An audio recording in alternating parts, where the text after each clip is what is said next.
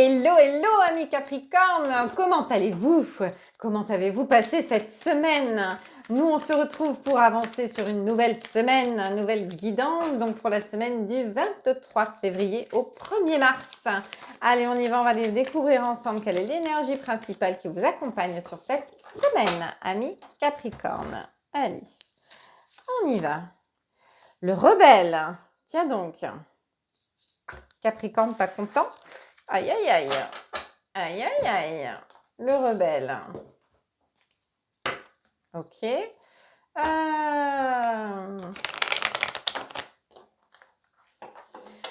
J'ai un pic, un mot. En général, vous les Capricornes, vous n'avez pas besoin de faire de longs discours pour dire que vous n'êtes pas d'accord.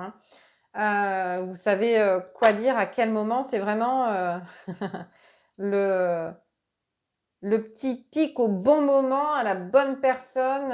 Ouais. On va aller voir.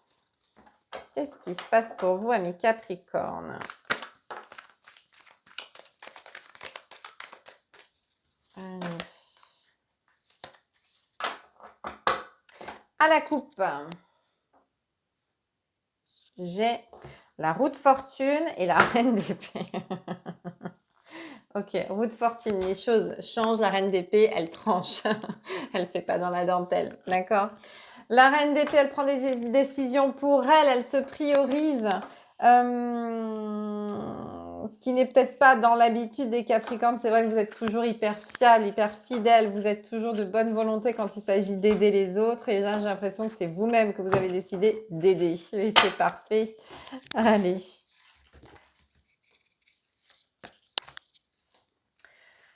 Ok.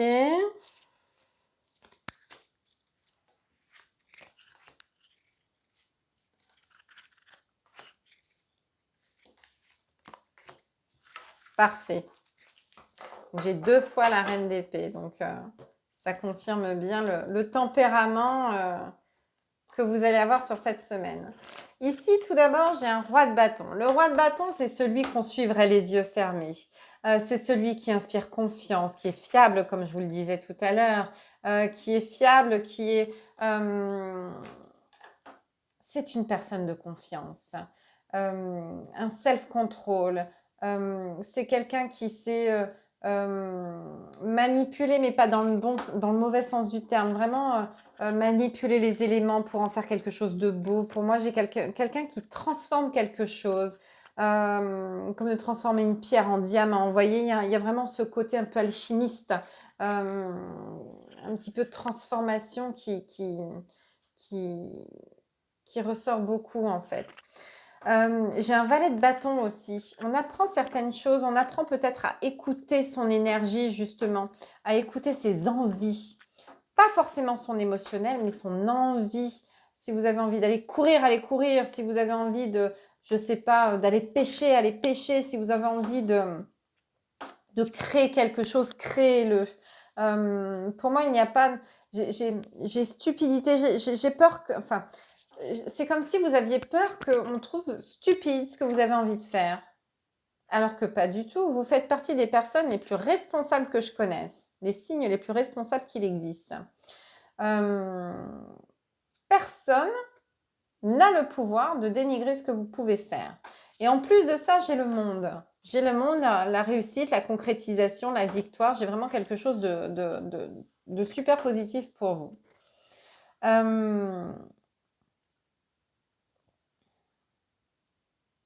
Ok.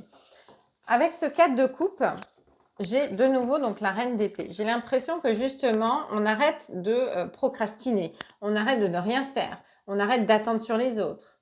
On arrête ou de se faire attendre aussi peut-être tout simplement. Et ici, on prend la décision d'acter. On fait des choix, on prend des décisions. Des décisions pour soi, mais qui vont être accueillies pleinement par l'entourage. Puisqu'ici, j'ai un 10 de coupe qui nous parle de plénitude, qui nous parle d'amour.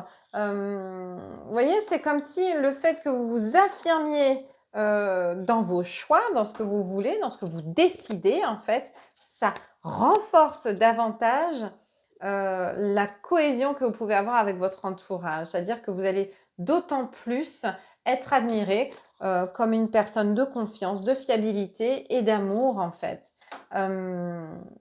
S'aimer soi-même avant de pouvoir aimer les autres, c'est exactement ça en fait. Et par le fait de ne pas dire amen à tout le monde, vous allez réussir à créer quelque chose de bien plus grand, de bien plus beau, parce que vous vous écoutez et vous montrez aux autres que vous n'êtes pas prêt à prendre n'importe quel risque ou à faire n'importe quoi pour eux.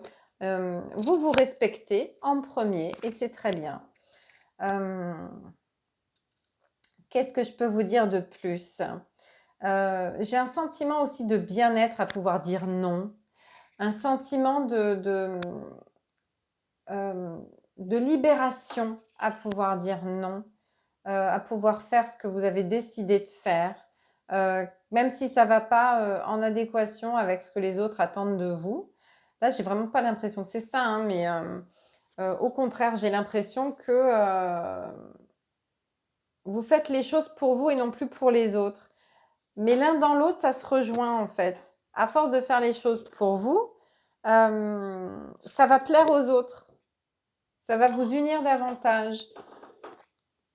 Il y a vraiment cette sensation de plénitude, quoi. On arrive, on concrétise enfin ce qu'on a toujours souhaité. Alors peut-être qu'il y a une question de délivrance aussi au niveau de l'émotionnel. Peut-être que justement, on prend la décision de se délivrer de ce qui nous pèse un petit peu au niveau émotionnel. Mais ça n'enlève rien en fait à l'admiration que les autres ont pour vous et de l'amour qu'ils ont pour vous.